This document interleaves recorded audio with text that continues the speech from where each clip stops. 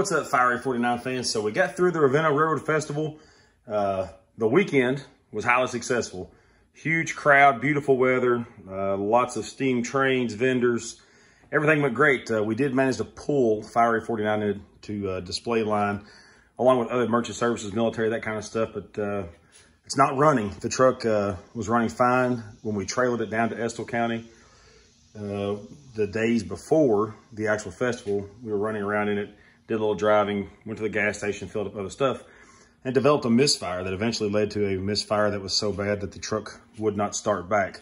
What we found was an issue with the distributor. So this is the original distributor from the truck. This is the one we took out, didn't even mess with it, didn't diagnose anything. We knew we had a spark issue when we bought the truck.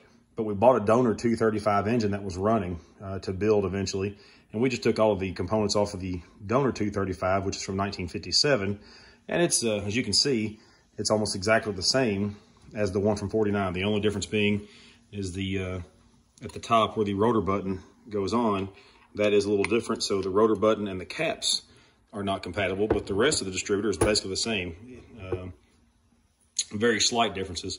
But this one, while running and we were visiting, has developed an issue where it is very tight. Something has galled up on the inside in there. Don't know what's going on, but something is on its way out. It is failing, and that was causing an issue with the timing. It started because of the drag, changing the timing on the truck to the point that the truck would hit and fire but not run.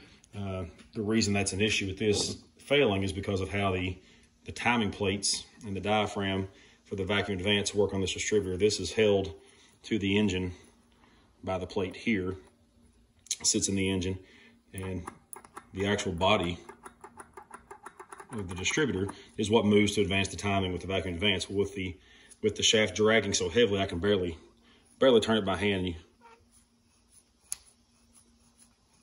can kind of hear where it's dragging. That changes the timing on the distributor to the point the truck was running rough.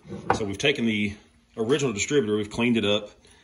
This isn't a full rebuild. Literally just gotten most of the old gunk and oil and that kind of stuff off.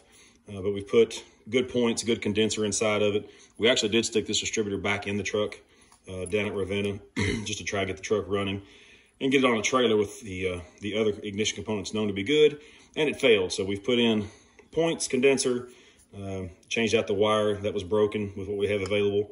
We've checked the operation of the vacuum diaphragm. It does advance the timing, so when you put vacuum on it, it will actually change the timing, so our vacuum advance is working. But the big thing is hopefully this one spins very freely. New rotor button and cap are coming that we didn't have to fit this style, and that should complete the ignition system, have it operational. If you're not aware of how the points ignition works, power runs through, you have a battery positive, it runs to the coil. The coil is what makes the spark that fires the spark plugs. When there's a cap on, the juice comes in from the top of the cap into this rotor button, and as it's spinning, it directs the spark to the correct cylinder to fire the engine in time.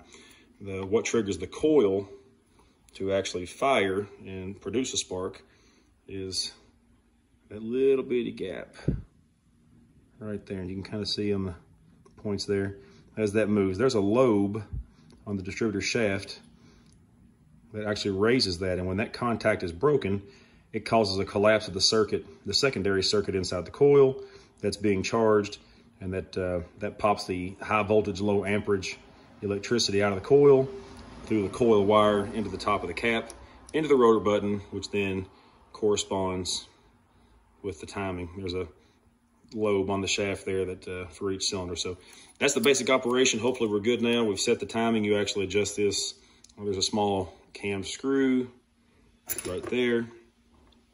You set the timing, or not the timing, but the gap in the dwell is set there. You lock it down here. We have that set. We've checked operation of the vacuum diaphragm with our vacuum pump here. It's working fine. So once we get the new cap and rotor in, we'll take this back down, stick the original distributor, hopefully that's now functioning, back in Fiery 49, serviced. We also, if you've not seen this on a more modern distributor, but that's an old grease cup. We have cleaned that out, serviced it.